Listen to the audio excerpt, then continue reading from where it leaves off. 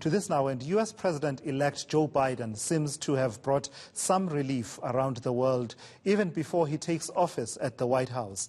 Donald Trump's presidency has been characterized by controversy, but more importantly for us here in South Africa, he didn't seem to care much about the African continent. So how will Biden's presidency affect South Africans? Managing Director of Emerging Markets at Deloitte, Martyn Davies, joins me now to give us a clearer picture. So we saw this, Martyn, throughout the weekend as the results were coming in, and a picture was emerging clearly of who would be the president-elect of the United States. Many people were asking, why should we care? Why was our social media so full of chatter about the U.S. election? Why should we care? It was very, I'm sure we all agree, it was a very dramatic weekend, to say the least. What does it matter? I think there's the indirect impact. We've already seen, I think there's a perception in the markets, or reality in the markets, that we will see a Biden presidency and this will result in a more sort of a more pro-emerging market stance. We've already seen sort of stronger rand quite dramatically in the last week or so. Not just the rand, but emerging market currencies generally. So that's the first upside. Secondly, there's anticipation that stimulus spend in the U.S. now will be fast-tracked.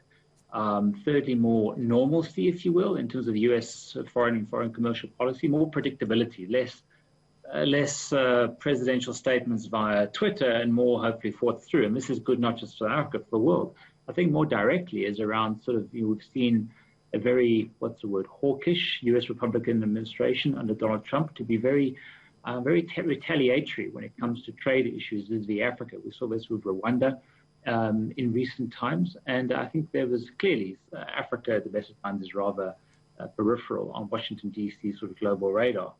But I think there'll be less sort of more of accommodating stance toward Africa, particularly on the trade front, in light of the fact that the African Growth and Opportunities Act comes up for renewal before too long as well. Yeah, let's talk about that a bit more, Martyn, because I remember when Xi Jinping came to South Africa and met with President Cyril Ramaphosa. At the time, the issue was the U.S.-China trade, what shall we call it, trade war, really, that tension between them around issues of trade. But we were somewhere in the mix there in as far as steel exports from our side and imports on the U.S. side, South African steel imports in the U.S. and aluminium is concerned.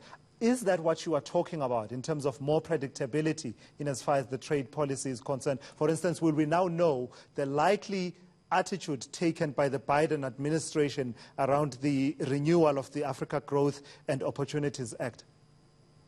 Yeah, I think we want a non-ideological, we want a pragmatic and accommodating position from the U.S. vis-a-vis Africa. United States companies have a significant presence on the ground here, not just in South Africa, but the region. And many run their international Africa operations out of Johannesburg, and this should be encouraged. I think you mentioned China. There's certainly been an undertone to the U.S. engagement with the continent of a China-U.S. It's almost zero-sum in terms of engagement. I think we'll start to see a toning down of that to an extent, not entirely, but to an extent. But companies like Huawei, amongst others, leading Chinese companies who have gone global, especially in the tech space, I'm sure they're breathing a sigh of relief today. In anticipation of or post what the election results have been. I think also from a South African, our own perspective, I hope that from an ANC's perspective, there's less ideological rhetoric towards the U.S. And I think the time for polarization of views is now over.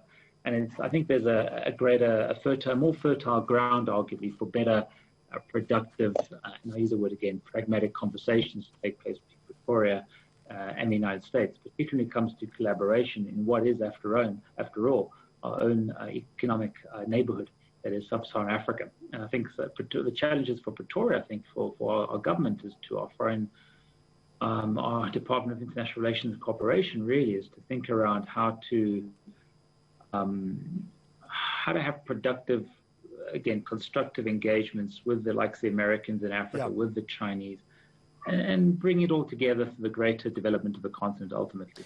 And that's a nice way for me to segment into this question then, Martyn. South Africa is a big fan of multilateralism. and has used every opportunity available to condemn what we've been saying as a country is emerging protectionism as well as unilateral actions.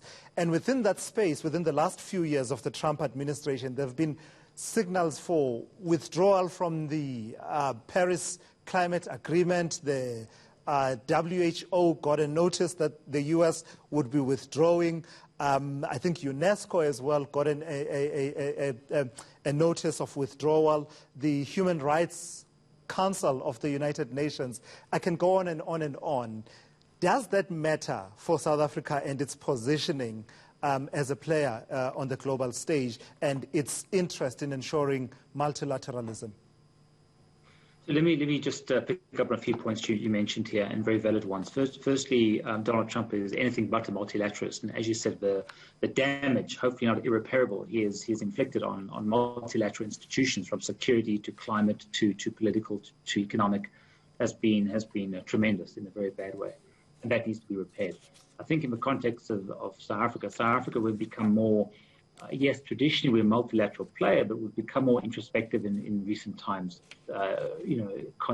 consumed almost by real, perceived or exaggerated domestic challenges. I think it's time for us to start look a bit more broad, and the best example I can bring to this, something which is where we can all collaborate in the region, is climate change. I think the mega trend going forward for all of us is the management of climate, the decarbonization agenda, and ultimately transition from fossil fuels to new energy.